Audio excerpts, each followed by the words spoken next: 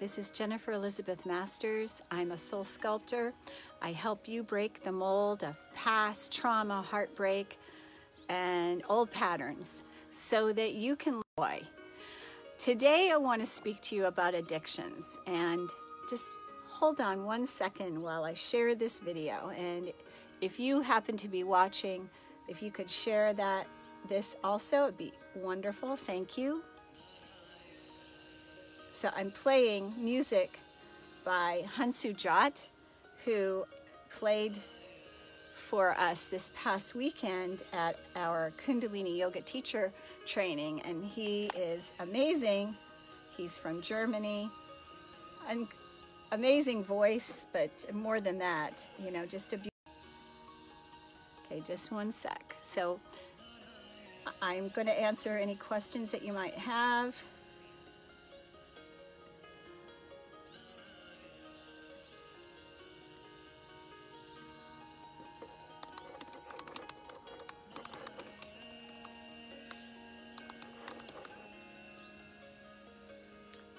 So there's lots of ways to be addicted.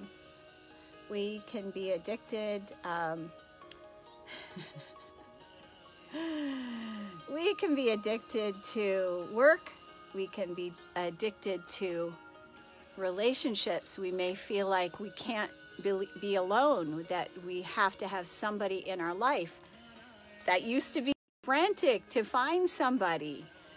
And, you know, there's shopping addictions, there's being addicted to work. Perhaps you work 14 or 16 or more hours a day, or maybe you're addicted to shopping. That also used to be me. Or maybe you drink every day, and if you do, that makes you an alcoholic. Yes, it does.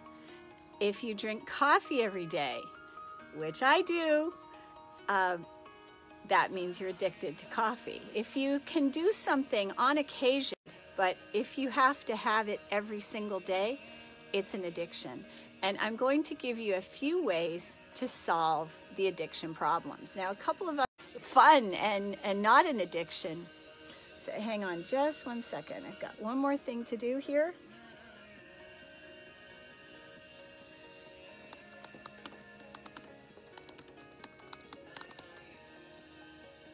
Okay, so you could be addicted to painkillers, opioids, pot, and I've had this discussion with many people. Single day, you're addicted. If it's a once in a while thing that you could take it or leave it, then that is not an addiction. What is the definition of an addiction? A compulsive, habitual behavior that you cannot stop. A compulsive or something that you do every day. Now, maybe you're addicted to the gym or working out. Maybe you swim 30 or 40 laps a day, and if you miss a day, you're just frantic. That could also be an addiction. So there are lots of different ways to be addicted. Let's see. Oh, here's another one. I love this one. How about being addicted to your thoughts? Now, people that obsess, oh, why did you do this to me? Why did she say that to me? Boy, she hurt me. How mean is she? And you just go on and on and on and on with those thoughts that just keep on coming and you can't stop. That is an addiction. And yes, you can be addicted to thoughts. So let's go over them again. There's alcohol, there's shopping, there's, sweets and food. You might be addicted to eating. Maybe you self-soothe with cake, ice cream, potato chips. Maybe when somebody upsets you, you go to the fridge and you find something to eat. And she admits to numbing behavior. She calls it's like a self-soothing. It's a way to check out. It's a way to stop feeling.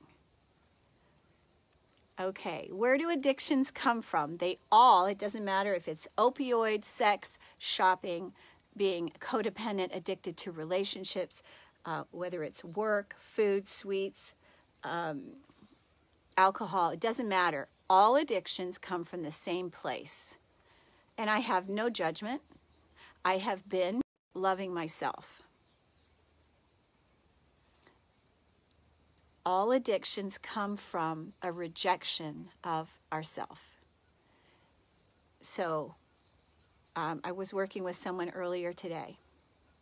When I tapped into his energy field, he recently went into rehab. And when I tapped into his energy field, there was so much sadness and unprocessed emotion.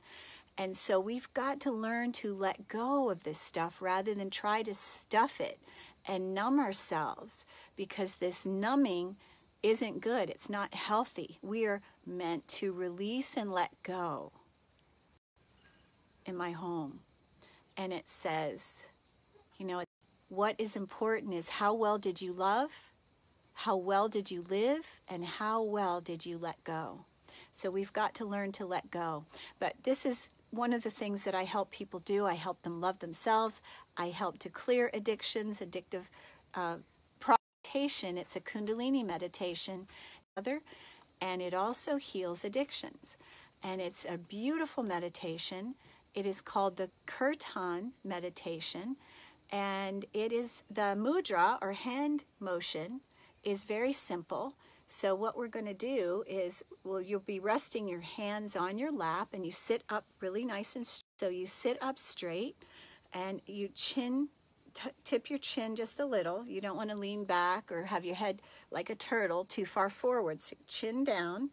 And then you're going to be going through this process where you touch your thumb to the index finger, to the ring finger, to middle finger to the ring. Do sa sa ta na ma, and you do that for 2 minutes, and then you whisper sa ta na ma. Your hands should be on your lap. I can't show you my lap. It's not in the vision, but it's sa ta na ma.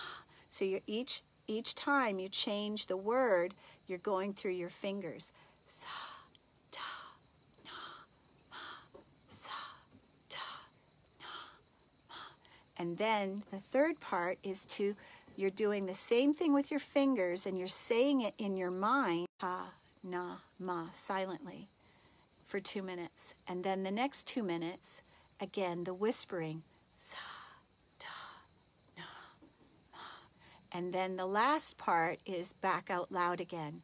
Sa ta na ma, sa ta na ma. This meditation is very powerful, as taught by Yogi Bhajan. This is not my meditation. It has been passed down through generations. It was verbally passed down for a long time, secret actually, for the longest time. Kundalini yoga was a secret type of yoga, held for only the most elite gurus for transformation. Can be healed, and the first way to heal them is to love yourself. And then you can use this Kirtan meditation on a daily basis. I highly recommend you do so. That's what I'm doing on a daily basis. I've committed to 40 days.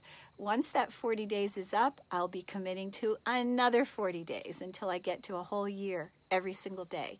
It is the first thing I do when I sit up. Before my feet even touch the floor, I am doing my meditation. That way, there's no excuse. I don't get into emails or Facebook or start answering phone calls or anything else. The meditation practice is number one.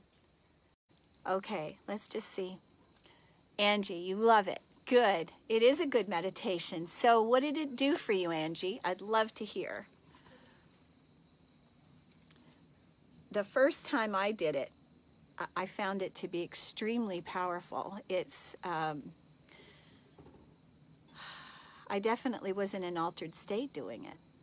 And so doing this meditation out loud, singing, and then whispering, and then silently, it accesses all the parts of the brain. And what does it do? It unwinds it unwinds our craziness, our wiring. It releases old patterns of behavior. And practicing it on a daily basis is the best way. If you want to see yourself transform, do this meditation every day. So I've committed to do it with you. Who else is going to commit to doing a 40-day meditation with me? I want to hear. More grounded and peaceful. Okay. Yes. More centered. What else? Anything else?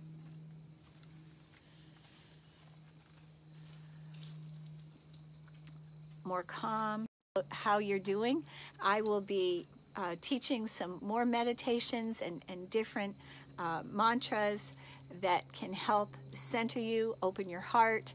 I am with you 100%. I know you can do this, and this meditation will transform, lift you up, clear any addictions, and I'm talking about every one of them. I have noticed, so one of the things that I've noticed is that I've lost weight.